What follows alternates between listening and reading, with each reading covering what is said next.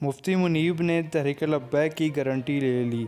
साबिक चेयरमैन रहते हलाल कमेटी मुफ्ती मुनीब रहमान ने हुकूमत को गारंटी दी है कि आइंदा तहरीक लब्बैक तशद्दुद की राह इख्तियार नहीं करेगी।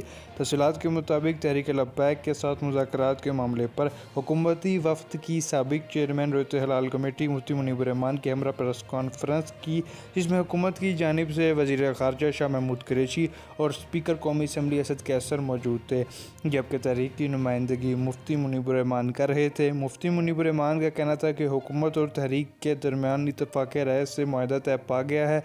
किसी नाखुशगवार वाक़े से पहले मुआहदा होना खुशाइंद है, जोश पर होश का गालिब आना खुशाइंद है। इनका कहना था कि हुकूमत के साथ तय पाने वाला मुआहदा किसी की फतह या शिकस्त नहीं बल्कि इस्लाम और पाकिस्तान की फतह है। मुआहदे की तफसीलात मुनासिब वक्त पर सामने आ जाएंगी। आने वाले दिनों में मुआहदे के मस्बत नताइज भी सामने आएंगे। ज़राए के मुताबिक मुफ्ती मुनीब रहमान ने गारंटी ली है कि आइंदा तहरीक लब्बैक सियासी जमात की तरह अपने काम को जारी रखेगी। इन्होंने बताया कि इस मुआहदे की रूह से एक स्टीयरिंग कमेटी तश्कील दी गई है, जिसकी सरबराही वज़ीर ममलिकत बराए पार्लिमानी उमूर अली मोहम्मद खान करेंगे, जबकि वज़ीर कानून पंजाब सेक्रेटरी वज़ारत दाखिला और सेक्रेटरी दाखिला पंजाब कमेटी के रुकन होंगे, जबकि तहरीक लब्बैक की जानिब से मुफ्ती गुलाम गौस बगदादी और हफीजुल आलवी इस कमेटी के रुकन होंगे।